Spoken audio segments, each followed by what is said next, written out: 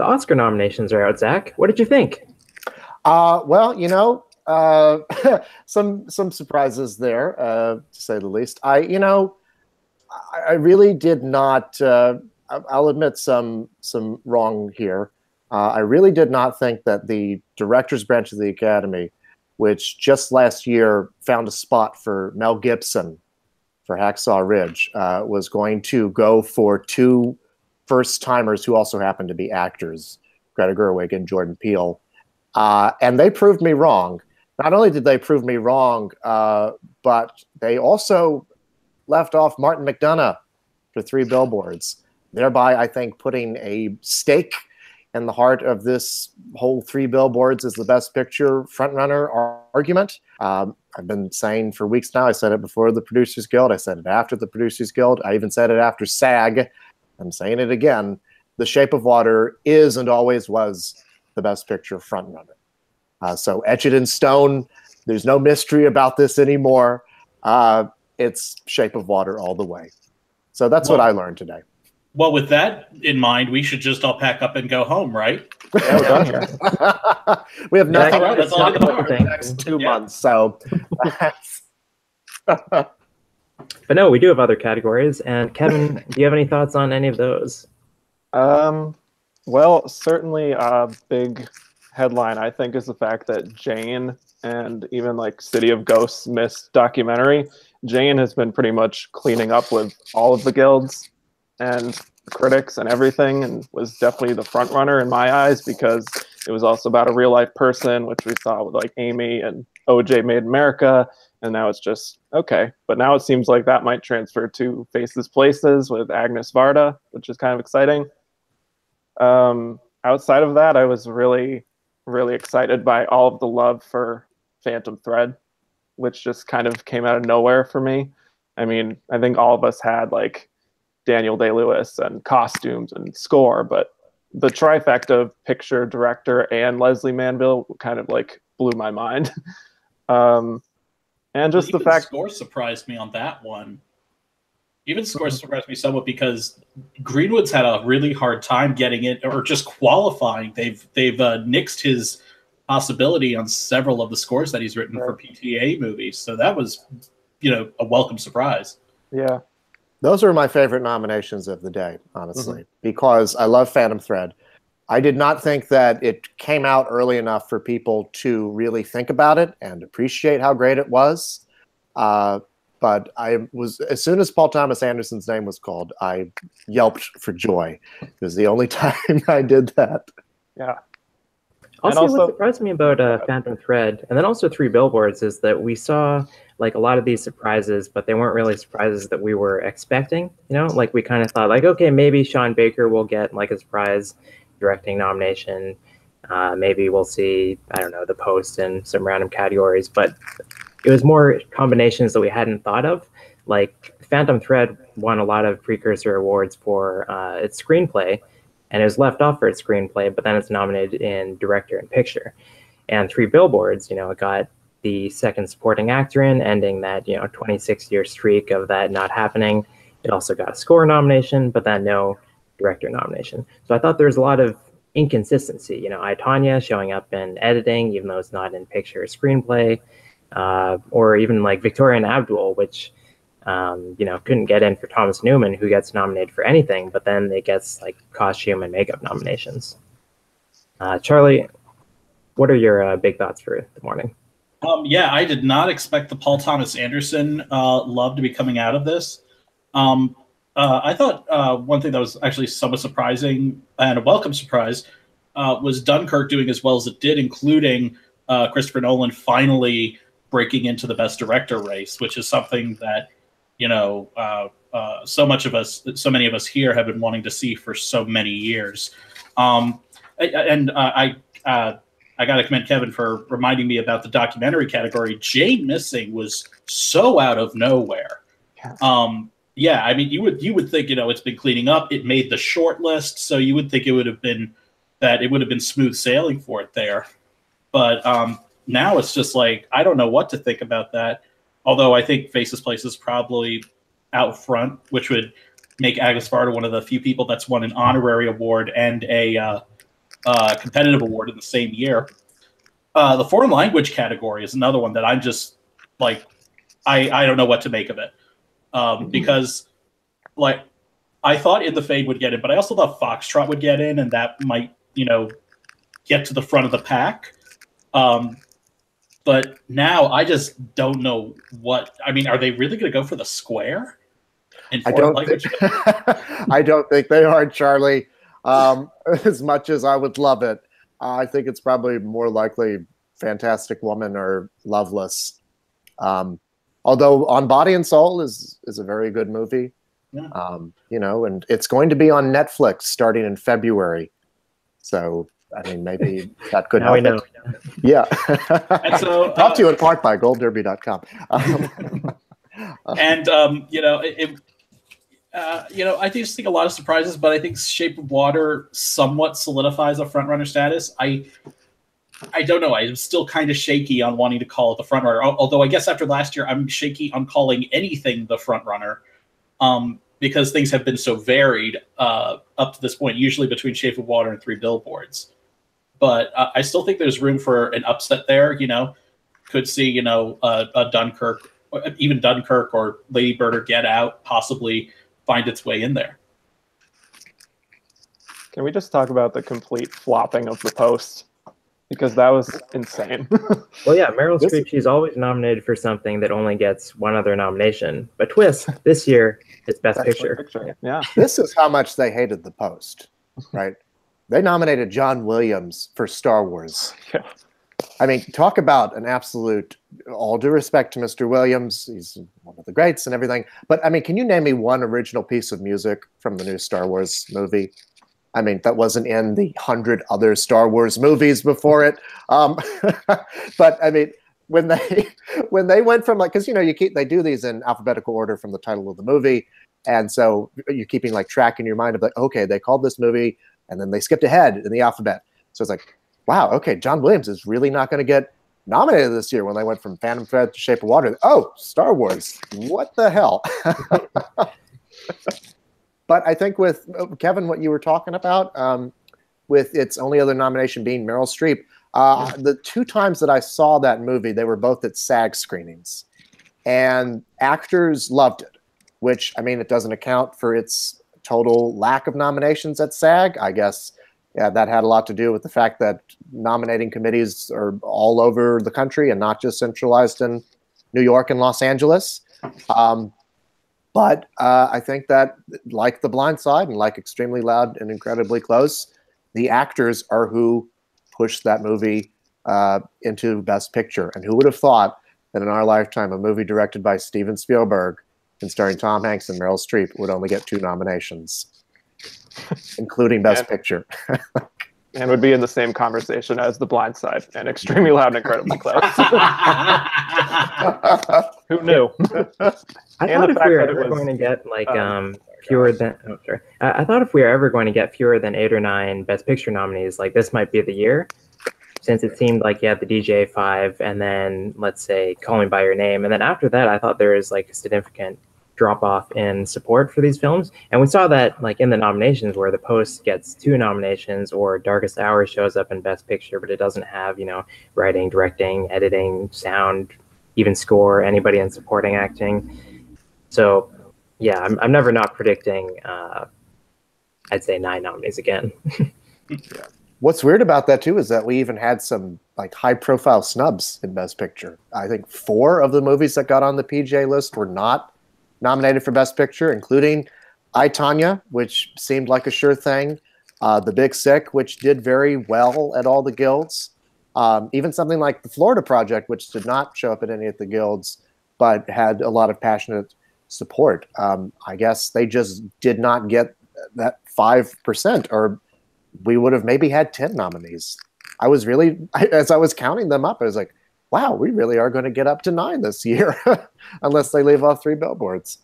Well, they actually said, I actually liked how Tiffany Haddish said that there were going to be 9 right before she, right before. I was like, okay, so I don't have to worry about that going, oh, wait, it's over.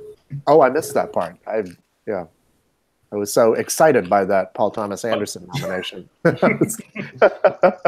Yeah, that's wild that he got in for directing, but didn't get in for writing, because the writers branch is so fond of him.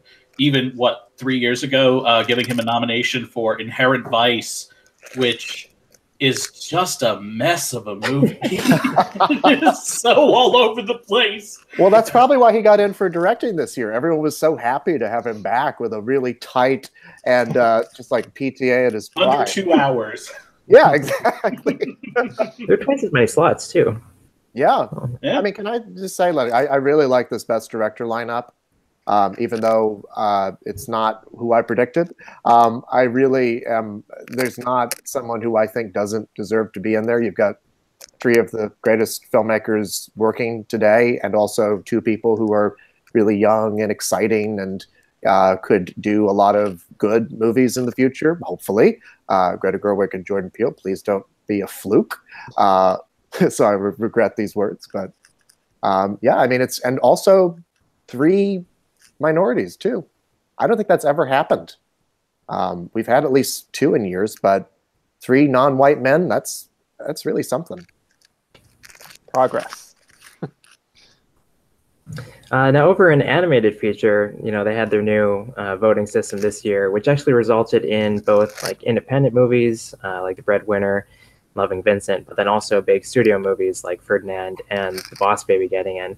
So I feel like the forum and maybe people who are aware of the reviews for The Boss Baby are not happy with this change, but I don't see them changing it since it kind of keeps everybody happy. I actually predicted The Boss Baby, so I was happy when it came out. Oh, when that name was said, I just shuddered. It was weird. I had already taken a shower this morning, and after she said Boss Baby, I'm like, I think I need another one right now. That was, oh god. Yeah, Boss Baby, same number of nominations as The Florida Project.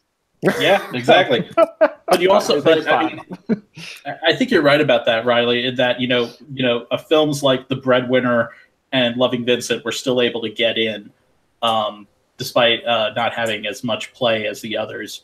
I think really just seals that this is how it's going to be for a while. And I mean, even it's so funny. Even the Lego Batman movie couldn't get in this year with this new voting system. I mean, I guess they love The Boss Baby, but they really do not like any movie about toys anymore. Other than Toy Story. Yeah, other than Toy Story. I meant actual toy. Well, I guess there are actual toys of the Toy Story toys. Never mind. Non-Pixar movies about toys. So what do you think? Do you think Three Billboards can overcome its Best Director snub? Because on the one hand, I feel like The Shape of Water, since they got 3 actors nominated, that kind of negates the SAG Ensemble snub in kind of a similar way that Ben Affleck winning DGA negated his Best Director snub. On the other hand, maybe PGA has just turned into like a really terrible predictor of the Oscars in recent years, because they went with The Big Short, they went with La La Land, they were 1 vote away from not awarding 12 Years a Slave. So maybe we shouldn't be trusting them at all. Well, it's funny because I don't think anybody was really, maybe a few people were, but I don't think anybody was really predicting Martin McDonagh to win Best Director at the Oscars anyway, even if Three Billboards was going to be the Best Picture frontrunner. My thing with Three Billboards has always been, I just think it's too divisive a movie. I think actors like the performances in it, and that's why it won all those awards at SAG. But I think that, when you have think pieces in the New York Times about what a bad movie this is and how tone deaf it is on issues of race, even just, I mean, people who think it's kind of a sloppy movie, that's not the kind of, it would have to win on just straight #1 votes. I don't think it's the kind of movie that would win with #2s and #3s just because of that divisiveness. The thing that works for The Shape of Water is that there's nothing really negative that anyone has said about it yet. And also because it has only won the Critics' Choice and the PGA, it feels like the underdog in a weird way. All the people have, last year people loved to hate La La Land, right? And you can say that they were wrong about that, which I certainly didn't think it was a bad movie at all.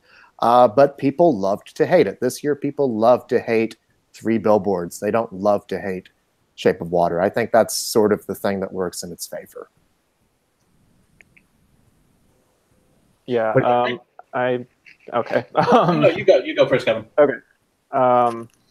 I think the fact that Three Billboards also did get into editing and score proves that it has like a little of, you know, the below the line support enough to not make it totally out of it.